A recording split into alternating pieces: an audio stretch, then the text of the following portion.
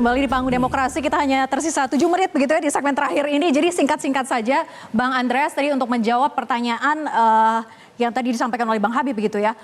Dan juga apakah proses nanti Mahkamah Konstitusi bisa menjelaskan secara komprehensif menteri-menteri yang dipanggil termasuk juga Mensos? Ya, yang pertama bahwa Mahkamah Konstitusi memanggil para menteri itu sudah pada tempatnya. Karena di dalam gugatan, tuntutan gugatan itu dan saksi-saksi yang sudah didengar itu ada indikasi-indikasi keterkaitan yang berkaitan dengan pengambilan keputusan dan pelaksanaan. Yang Ali Mokhtar tidak tahu soal itu. Yang tahu itu kami di DPR sekarang. Jadi ada beberapa poin-poin yang menyangkut yang saya tidak perlu sebut di sini, tapi saya tahu gitu, yang akan perlu dijelaskan oleh para menteri tersebut. Itu akan dibongkar, diungkap dalam sidang. Dan hanya mungkin itu akan bisa terjadi gitu ya? di Mahkamah Konstitusi. Dan itu Ali Mokhtar tidak tahu. Ali Mokhtar tidak tahu. Silakan Bang Abalin. Iya. Saya dari awal menyebutkan bahwa para menteri maupun siapa saja yang ditetapkan oleh mahkamah untuk memanggil, saya kira iya, itu statement saya tidak mengalami perubahan. Yang paling terpenting menurut saya itu adalah apakah para menteri itu menjelaskan terkait dengan sengketa pemilu atau urusannya dengan bansos benses segala macam yang dituduhkan itu yang menurut saya kita tidak punya kemampuan cukup dalam memberikan edukasi kepada masyarakat. Itu kata Undang-Undang Dasar 45 loh. Jadi ada pengujian terhadap Undang-Undang atas Undang-Undang Dasar 45, kemudian kewenangan antar lembaga, dan satu di antaranya tugas terpentingnya Mahkamah Konstitusi itu adalah menyelesaikan sengketa pemilu. Yang tanda tanya besar bagi rakyat Indonesia itu, apa urusannya dengan panggilnya menteri-menteri itu? Bahwa menteri-menteri itu pasti datang, saya kira, saya hakul yakin pasti datang. Tapi biarlah nanti Pak Sekjen sama Dr. Andreas, abang dan sahabatku ini menjelaskan kepada rakyat, hei rakyat Indonesia, Mahkamah Konstitusi panggil menteri dalam urusan sengketa pemilu. Ada urusan apa dengan menteri? Baik. Itu. Jadi pendidikan politik pada publik gitu ya. Gitu. Kalau Bang Firman bagaimana melihatnya bahwa ini adalah momentum yang baik untuk pemerintah bisa menghadirkan dan bisa mengungkap gitu ya tudingan-tudingan yang selama ini. Karena dan juga momentum perbaikan sekaligus untuk proses pemilu ke depan. Karena kan kronologinya adalah intervensi satu.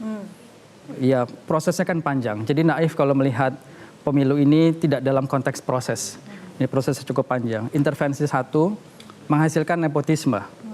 Kemudian setelah nepotisme itu ketok palu, lahirlah intervensi dua. Intervensi dua ini menurut kalangan peneliti kan banyak bentuk intervensi itu. Di antaranya memang bansos dan ASN yang paling booming ya. Kemudian akibat intervensi itu adalah pelaksanaan pemilu yang secara kacamata demokrasi substansial amburadul. Dan efeknya adalah tentu saja hasilnya yang kemudian dipertanyakan orang. Jadi satu kronologi yang sebetulnya sangat jelas. Begitu, yang lingkungannya adalah memang kemunduran demokrasi. Yang menurut Jeffrey Winters, Pak Firman, sudah intervensi satu, boleh saya selesaikan dulu? Enggak, saya nanya, mumpung nyambung. Bagaimana? Iya, mumpung ada waktu. Intervensi satu oleh siapa? Ya, intervensi maksudnya intervensi adalah cawe-cawe presiden itu terhadap pelaksanaan. Bukan intervensi satu tadi yang tadi di Mahkamah Konstitusi terhadap siapa oleh siapa? Ya, intervensi oleh kekuasaan begitu. Kekuasaan siapa?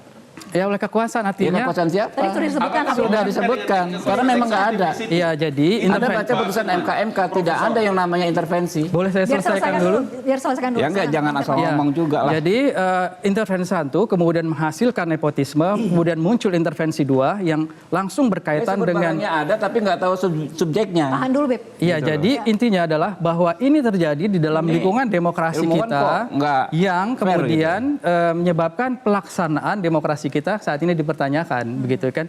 Nah, terkait dengan intervensi dua yang kemudian terkait dengan bansos dan juga ASN, ini sangat wajar kalau kemudian hal-hal yang terkait dengan itu, termasuk warga negara yang berstatus sebagai menteri itu dilibatkan untuk memberikan pembuktian bahwa memang ada bentuk intervensi itu, dalam hal ini adalah bansos tadi, untuk dibuktikan apakah ini memang salah atau benar, begitu kan? Ini kan satu pembuktian yang wajar. Ya ujungnya diharapkan ini merupakan lesson learn.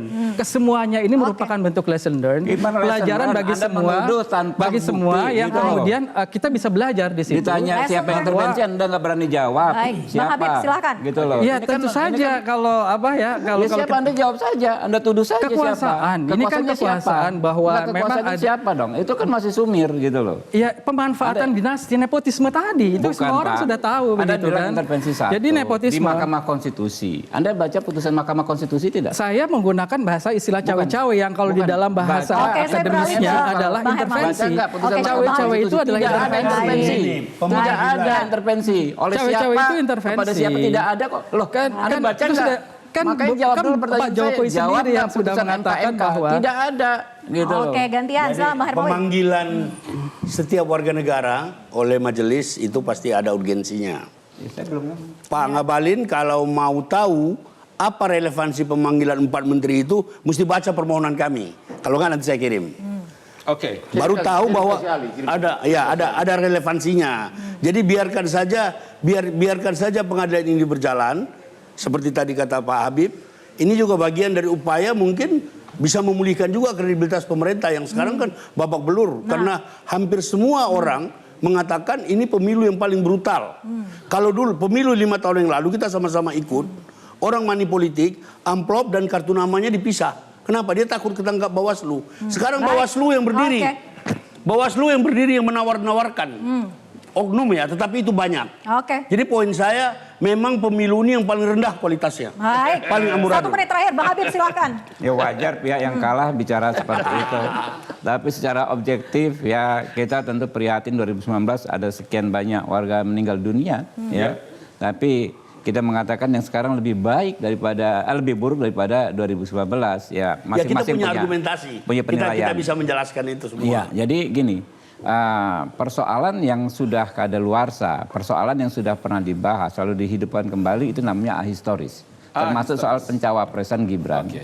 Semua pihak yang Ahistoris itu berkeberatan tanpa ada dengan catatan sejarah, sebetulnya. dengan terbitnya SK Salah istilah KPU ahistoris pengesahan itu. Gibran memiliki hak untuk mengajukan yang namanya sengketa proses. Alih-alih itu dilakukan yang namanya sengketa proses di buku keempat Undang-Undang Pemilu, mereka justru ikut berproses bersama Gibran, ikut debat, ikut pengambilan nomor urut, berbagai tahapan yang merupakan pengakuan dengan terang benderang terhadap entitas Gibran sebagai calon wakil presiden. Baik. Nah, jadi masyarakat tentu bisa menilai. Lalu soal kehadiran menteri besok di Mahkamah Konstitusi, Ya. kami senang sekali.